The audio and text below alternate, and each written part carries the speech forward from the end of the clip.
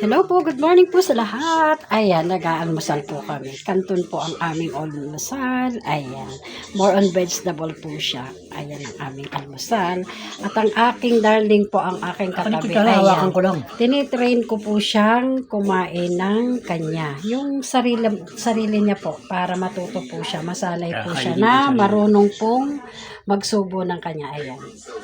Ayan po, kumakain po kami. Nasa kusina po kami, parte ng aming bahay. Ayan guys. Good morning po sa lahat. Sana po ang lahat ay nakakain na, nakapag-almusal na. Kami po kasi ay tinanghali na ang aming almusal. Tanghali na po ang aming almusal ngayon. Ayan guys. Ayan, marunong na siyang sumubong mag-isa. Kasi nga, kahit siya po ay bulag, siya naman po ay malakas. Kaya tinitraining ko po siya yung mga dapat na makaya niya po. Ayan. Dati training ko na po siyang sumubong mag-isa. Ayan. Yan po. Yan ang aking darling guys. Kumakain na siya. Ayan. At ang aming kape naman ngayon guys. Kahapon ang aming kape ay bayabas na pinakuluan guys. Ngayon ang aming kape naman ay yan. Luyang dilaw siya guys. Kasi maganda siya. Maganda sa katawan. Maganda ang nagiging epekto nito sa aming katawan. Matagal na namin siyang tinitake. Ayan. Yan naman ang sa aking darling. Oh. Hindi nga po pala kita. Malabo ang kulay ng kulay green kasi. O ayan guys.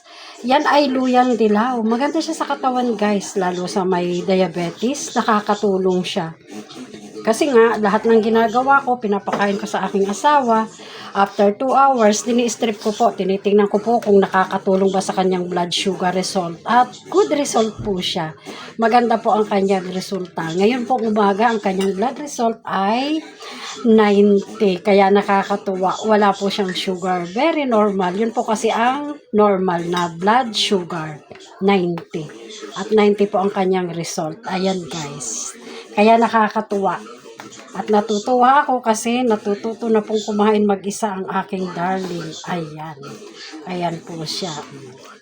Hindi man po niya nakikita, tinuruan ko po siya na tuwing susubo, itapat sa kanyang bibig ang kanyang pinagamit na pinggan. Hindi ko po pinagagamit ng babasaging pinggan kasi nga ho, baka mahulog, ay delikado po, baka magkasugat po sa paa. Yun po ang iingatan natin sa mga may diabetes, yung masugatan po sila at nako, delikado po yan talaga guys. Ayan.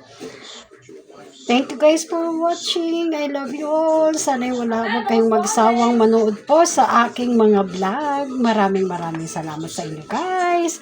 Bye bye. I love you all. God bless us all.